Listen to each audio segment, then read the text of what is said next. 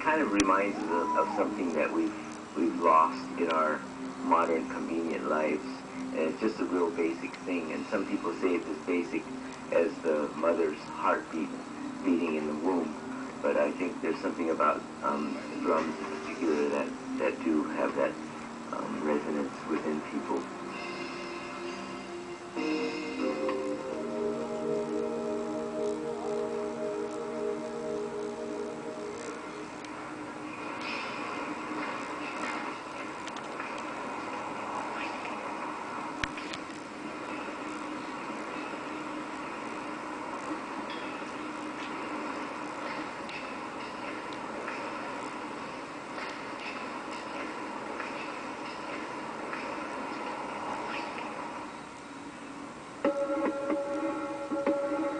My name is Kenny Endo, and I'm a taiko artist.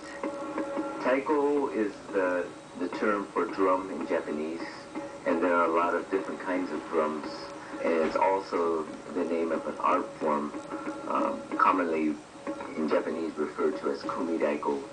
It wasn't until I was in college that I saw kumidaiko for the first time, and I was totally blown away by the experience, and as soon as I saw it, I knew I wanted to do it.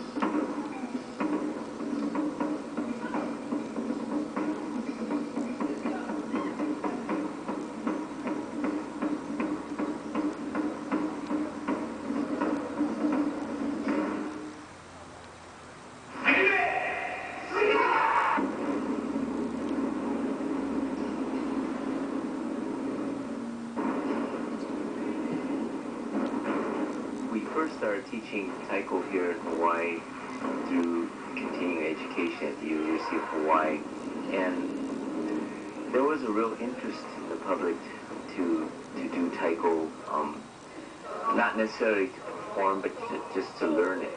And so we started offering classes for children from the age of 5 all the way up to adults, and we've had people in their 70s and 80s take classes. For my performing group members, our youth group as well as our adults group, there's a little bit of a different philosophy. In our public classes, as teachers, it's our responsibility to teach the classes. And if you're a performing member and you want to actually become a bearer of the tradition, then the responsibility is yours to learn and to seek out the knowledge. So there's a difference in that you have to be proactive in seeking out the knowledge when you make the decision to perform.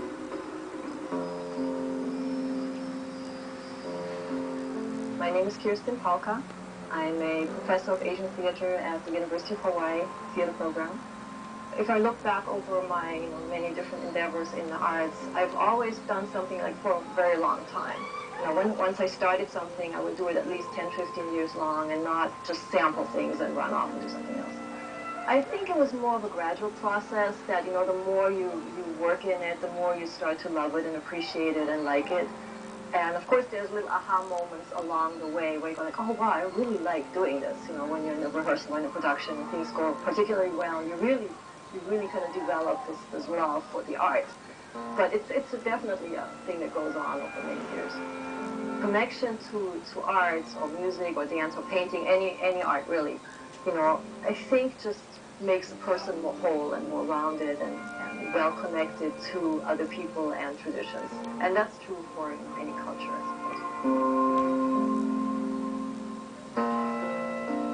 Kirsten represents someone who is just interested in it as an art form, and she has fully embraced it. It's not about whether someone's male or female, or whether they're Asian or non-Asian, or old or young. To me, it's all about their attitude, their talents, and their time that they're able to devote to it. Of course, you start with the technical aspect, right? And then once you've mastered the technique, then you have to do what Sensei calls transcending the technique.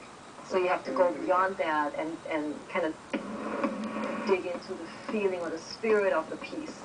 And once you've you there, hopefully you free yourself up so then you can transmit whatever the spirit of the music is to the audience. So that's, I guess, the ultimate goal.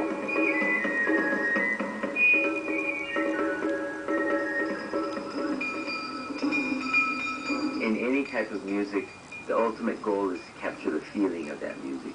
Even when I compose, it's thematic, meaning there's a story behind it. And I think not only as a composer, but as a performer, you have to understand that to capture the feeling of that.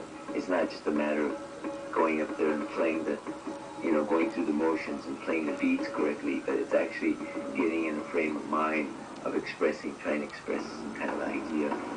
When you get on stage, you have to tap into the energy and history and legacy of all those who have been on stage before you. And if you can lose your ego and prepare properly, you will achieve a level higher than your own abilities. The joy increases with the deepening of the appreciation, and the more you learn, of course, the more you know that there's out there you still don't know. So it's just ongoing, ever and ever ongoing.